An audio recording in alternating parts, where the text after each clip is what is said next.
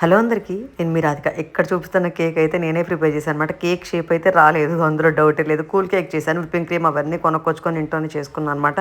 Taste అయితే బాగానే ఉంది. కూల్ కేకు ఒక 2 అవర్స్ బయట పెడితే వెంటనే కరిగిపోతుంది అని చెప్పి కేక్ చూసాకే అర్థమైంది నాకు. మేము జనవరి 1 మార్నింగ్ ఇంటికి వెళ్ళిపోయాము అనమాట. 4కి స్టార్ట్ అయ్యాము ఇక్కడి నుంచి మా ఊరు.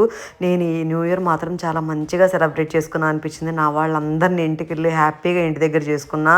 చెల్లి, అమ్మ, అమ్మమ్మ అందరూ ఉన్నారనమాట. ఇంకా సరే మేము కూడా అక్కడికి వెళ్ళి కేక్ కట్ చేసి మళ్ళీ మా ఊరు వెళ్ళాము అనమాట. అంటే నా అశోక్ వాళ్ళ ఊరు కూడా వెళ్ళాము. అక్కడ మా పిన్ని వాళ్ళతో కూడా ఆ డే అంతా సెలబ్రేట్ చేసుకున్నాం అనమాట. హ్యాపీగా అనిపించింది నాకు. ఎందుకో ఈ న్యూ ఇయర్ అందరినీ కలిసాను. లాస్ట్ న్యూ ఇయర్ అయితే ఇంటికాడ సెలబ్రేట్ చేసుకున్నా. అప్పుడు అశోక్ లేడు.